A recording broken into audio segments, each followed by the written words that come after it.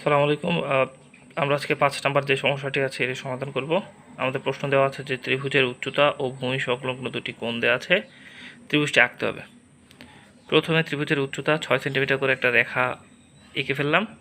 তারপর হচ্ছে ভূমি সংলগ্ন দুটি কোণ ৪০ ডিগ্রি করে একটা এবং ৬০ ডিগ্রি করে একটা, মোট দুইটা কোণ আঁকলাম। এবার কাজ হচ্ছে প্রথমে পি কিউ একটা রেখা নিলাম। পি কিউ রেখাটা যে কোনো একটা মাপে নেব, নেওয়ার পর মোটামুটি মাঝখান থেকে একটু ডান দিকে বা মাঝখানে নিলেও সমস্যা নেই, মানে পিকিউর মাঝখানে একটা পয়েন্ট নেব, ও পয়েন্ট। এবার ও পয়েন্টে ৬ সেন্টিমিটার করে একটা লম্ব এঁকে ফেলবো, মানে ত্রিভুজের উচ্চতাটা ও পয়েন্টে একটা পারপেন্ডিকুলার রাখবো ৬ সেন্টিমিটার করে। আচ্ছা, এর পরের কাজ হচ্ছে পিকিউ এর সমান্তরাল করে সি পয়েন্টে একটা রেখা আঁকবো। আমরা পিকিউ এর সমান্তরাল করে এসটি একটা রেখা নিলাম সি পয়েন্টে, পিকিউ এর সমান্তরাল। আচ্ছা, এবার কাজ হচ্ছে যে অ্যাঙ্গেল এক্স মানে ৪০ ডিগ্রি সমান করে অ্যাঙ্গেল এক্স অ্যাঙ্গেল ওয়াই, তাহলে ৪০ ডিগ্রি সমান করে এদিকে একটা কোণ আঁকবো।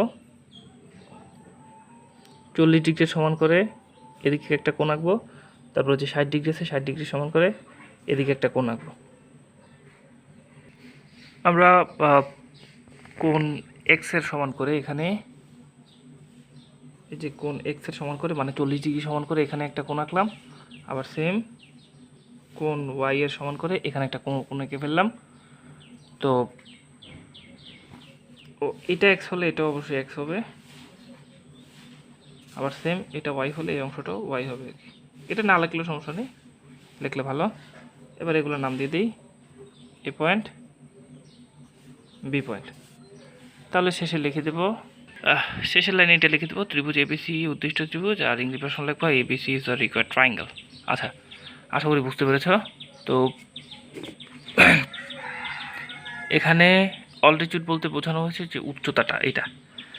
বা যারা বাংলা ভার্সন তারা এটা না লিখলেও চলবে, জাস্ট এইচ লিখে ৬ সেন্টিমিটার লিখে দিলে হবে। আর এখানে বাকি সব ঠিক আছে। ধন্যবাদ সবাইকে।